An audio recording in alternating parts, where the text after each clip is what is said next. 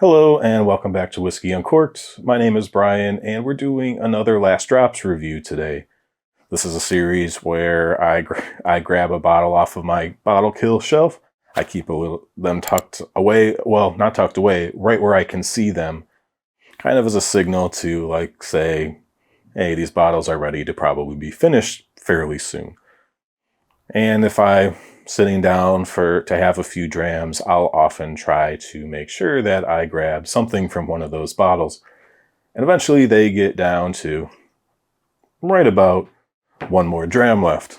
And especially since a lot of these bottles have been open for probably a couple years, I don't go through bottles super quickly. I have enough of a selection open between Scotch whiskey, American whiskey, and other whiskeys from around the world that bottles usually last a year or two around here. But with having started a new whiskey channel on YouTube, I figured it was a great opportunity to take some of these bottles that I've been enjoying, or maybe not enjoying, over the last couple years and create a record, if for no one else other than myself, and maybe pass along some unique information. But generally, these are tended to be shorter, more to the point videos. So rather than rambling on, let's get to the point. This particular bottle of Highland Park is 10 years old. It was matured in a Refill Sherry Hogshead. This was distilled in 2008, bottled in 2019. This is cask number 7775. As I mentioned, it's 10 years old, bottled at 61.8%. And the name on this is Nords of Norcal. There's also a little bit of a tater sticker on the back. Custom sticker from the group who selected it up in San Francisco. I bought this bottle in March of 2020, which, if you recall, was a pretty interesting time for the world. California had pretty much just shut down early in March. March 7th is a day that sticks in my head, but that might not be 100% accurate. This went on sale right about that time, so getting a bottle of this in the mail towards the end of March, maybe beginning of April, I remember getting it. It was a little ray of sunshine in a otherwise pretty bleak and confusing time. Anyways, I opened this bottle pretty much as soon as I got it, cracked it open, poured myself a dram, immediately went back online and ordered a second one because I thought that it was absolutely fantastic. So despite being a refill hogshead, this thing is pretty dark. It's kind of hard to tell from what's left in there, but full, this bottle was not quite Coca-Cola, but I was shocked that it was a refill barrel and still managed to get that much color out of the cask. So the one big issue with these Highland Park single cask bottlings is that they are expensive.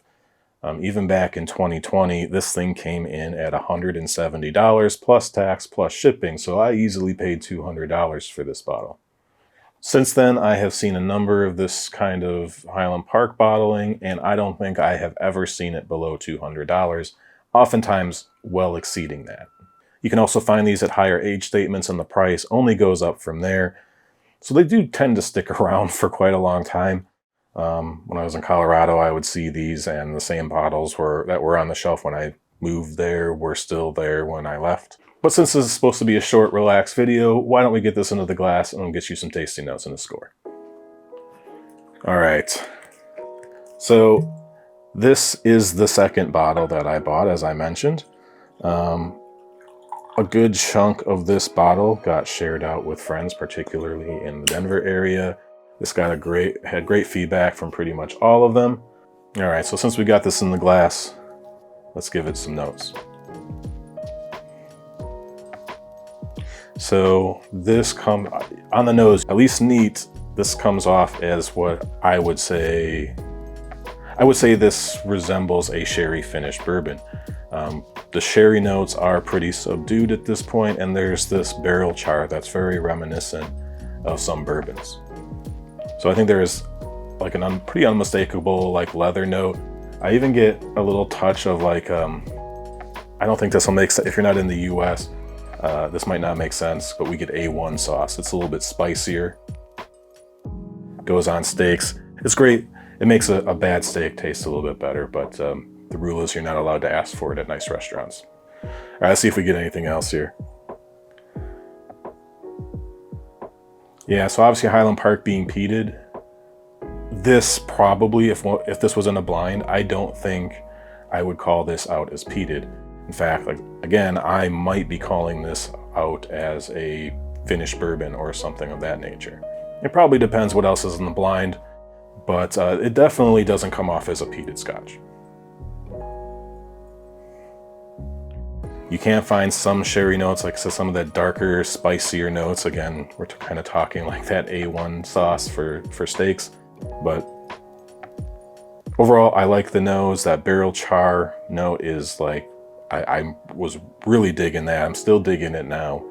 And it's probably the favorite note I have on the nose. All right, so at 61.8%, I have drank the vast majority of the 2 bottles I've had neat.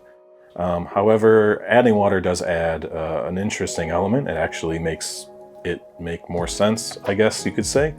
But why don't we get some notes on the palate? Cheers. All right, hits the palate. Proof is evident, but it's a little bit closer to a high proof bourbon.